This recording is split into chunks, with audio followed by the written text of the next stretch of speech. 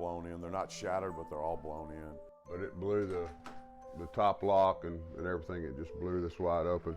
As I was cutting the grass, I see like 5 or 6 clusters of insulation. Any debris that you have is potentially contaminated debris. 5 days since the explosions at the TPC plant in Port Neches. Tonight, we have a look at damage and debris along with updated air quality testing information from an evening news conference. Fox 4 News starts right now.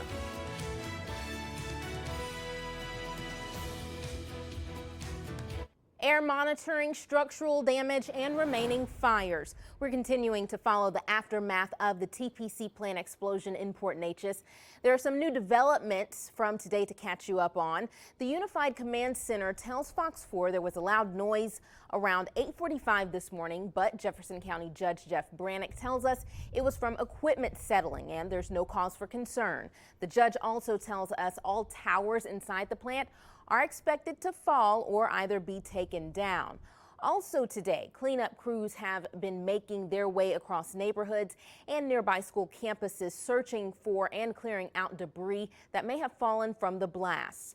Wednesday's explosions rocked neighborhoods, broke windows, and raised major concerns about the chemicals being released. TPC Director of Health, Safety, and Security Troy Monk addressed the ongoing fire and smoke that remains from the explosions. We still have active fires. And we learned a lot of new information from the news conference this evening. A big step towards normalcy will take place tomorrow when Port Neches Groves ISD students return to class. They had been out on Thanksgiving break when the explosions happened, and because of cleanup, had an extra day off. Fox 4's Angel San Juan was at Port Neches Groves High School for the update on the recovery process. Angel, you join us now in the studio. Good evening. Hi, Kimberly. Judge Brannick says only one fire. All right, Angel, thank you. And to piggyback off of what Angel was saying, we have a breakdown of the number of tests being done in and around the TPC plant for air and water quality. Almost 2,100 continuous air monitoring measurements have been done since the incident began. 16 different teams between the EPA, TCEQ, and TPC are doing roving monitoring in the community.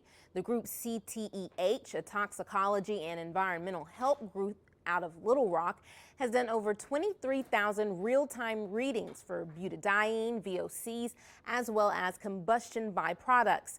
There are also 24 stationary locations where they conducted air monitoring for VOCs, asbestos, and other compounds for combustion. They will continue to monitor 24/7 until there are no further issues inside the facility or in surrounding areas. And today, the EPA and the Texas Commission on Environmental Quality debuted an interactive story map. It's one that helps keep the community updated about the response activities of the TPC plant explosion. That map is on our website, fox4beaumont.com. Some residents of Port Neches are beginning to notice cracks in their bricks and the ground near their homes. Many believe, of course, it could be a result of the explosions at TPC. Fox 4's Jessica Crawford spoke with a homeowner who is asking tonight whether living near a refinery is worth it. All these walls are cracked. And many of these homeowners are not only contacting claims representatives with TPC, they're contacting attorneys too. And debris from that blast at the TPC plant is being found throughout neighborhoods in the Port Neches area, and authorities still warn against touching it. Fox 4's Han Bradford reports on how residents are getting help with the cleanup. It was just something that And just a reminder, if you find any debris near or around your home, you're asked to call that Community Assistance Helpline. The number's there on your screen, 866-601-5880. That's the same number to use for structural damage claims as well.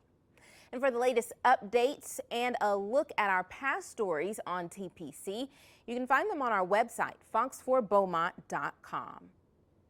Well, now we want to get a check of our weather forecast for this evening. Chief Meteorologist Greg Bostwick joins us now with a first look at our forecast. So, Greg, overnight, how are we looking here? Pretty chilly. We'll be in the 30s in many areas by morning. There will be likelihood of some scattered frost. All right, thank you, Greg.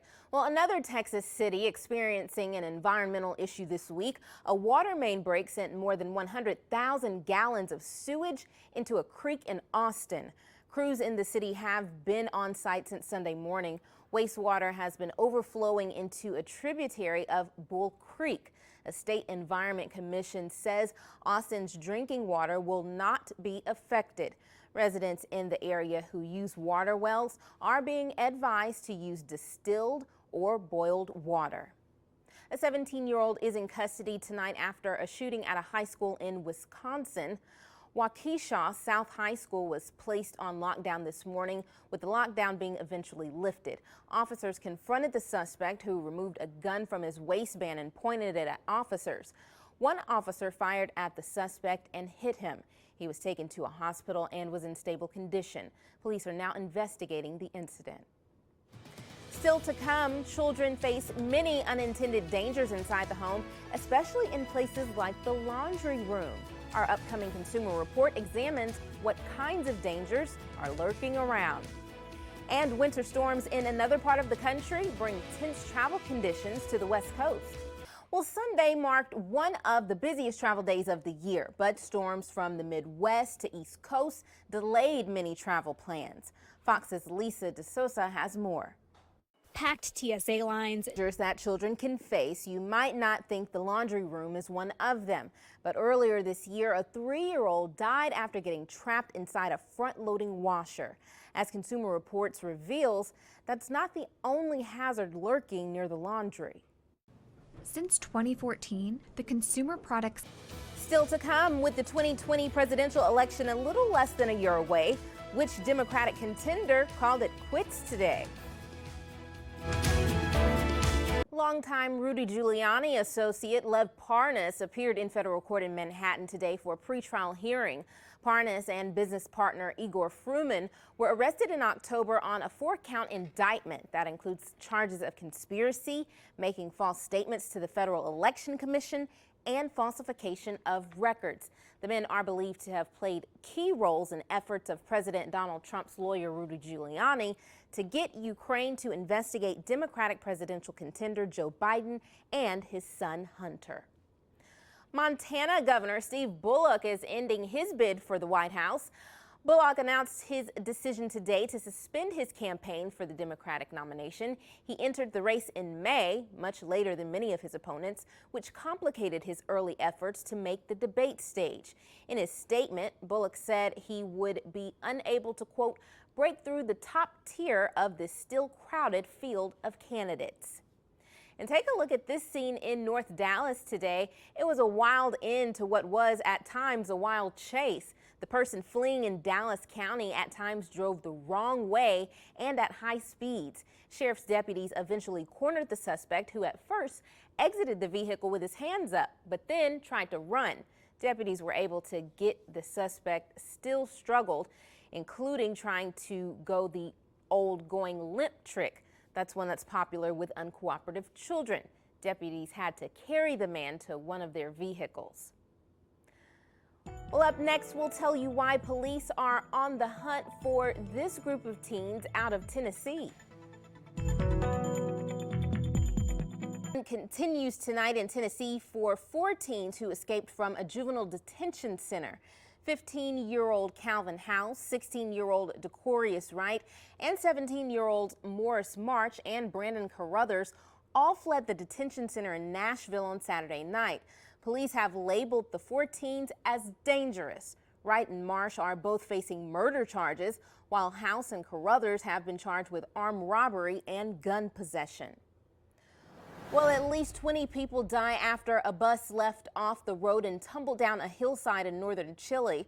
Officials say the bus veered off a winding road and plunged down a ravine. Rescue workers had to navigate loose rocks in the ravine to attempt to get to the victims. This crash happening on the heels of 2 fatal bus crashes in Peru that happened within days of each other in late November, and with similar results. The buses plunging into ravines, forcing difficult rescue attempts by workers. Well, a bizarre mishap in the air. An evacuation slide falls off a Delta plane mid-flight and crashes into someone's yard in Milton, Massachusetts. All of a sudden we heard a big whoosh, wham, and we both turned around and looked and saw what looked like a tarp on the ground. The FAA says the Delta flight from Paris was approaching Logan International Airport for landing yesterday when the pilot heard a loud noise. Neighbors on the ground also heard a bang, and when they looked outside, they saw the evacuation slide on the ground. The FAA says the plane was inspected after landing and was missing the right rear evacuation slide. No one was hurt, though, and Delta is investigating. Well, it may sound like an odd hobby to pick up, but it's growing. Find out the intrigue behind axe throwing. The next story may be surprising, but axe throwing is drawing more interest as more people try their hand at the sport. Fox's Anita Roman speaks with a coach about why it's so popular. All right, so you have two different size axes. You have 12-inch. I don't know if anybody can do it, because I know I probably can't. But anyway, Chief Meteorologist Greg Bostwick will join us after the break to give you a look at your overnight forecast, which includes some chills. Stay with us. Otherwise, no rain expected for this upcoming weekend. All right, sounds good, Greg. Thank you. Well, the Lamar women's basketball team look to take flight against LeTourneau. We'll head inside the Montaigne Center to see if the Lady Cards could get it done. Fantastic. That's tonight's winning moment. Brought to you by the Ferguson Law Firm. That is awesome. Look at the monsoon look at all of those just stuffed animals. That Yeah. is awesome. Fans Good for came ready them. for sure. Yes, they did. That is quite the sight. Yeah. All right, thank you, You Mike. bet. Sure thing. Well, still to come on Senior Night in Sports. Typically, an athlete's loved ones show support, but you'll get a kick out of who showed up for this Michigan State football player. Tonight, a Michigan State University football player had his two best friends at his side as he hit a milestone in his collegiate career. Josh Butler ran onto the field with his two dogs, Remy and Roxy, for Senior Day on Saturday. The crowd was chanting as the cornerback entered Spartan Stadium for one last ovation, and this moment was a highlight for the 23-year-old after a couple of heartbreaking losses. Butler's mother died in April of this year from breast cancer. Her death came 2 years after his father's death. And so Butler said his dogs and his teammates help him work through his grief and focus on the good in life. Yeah, well, Very good for him. cute. Yes. Well, we have some fairly mild weather coming, although tonight's cold. It'll be back to the 70s by Wednesday, and week front comes through Friday. Looks like a pretty good weekend at this point. All right, 70s in December. I Not like bad. it. We like it. All right, thank you, Greg. And thank you for watching us here on Fox 4 News at 9 o'clock. We'll see you back here again tomorrow. Have a good night.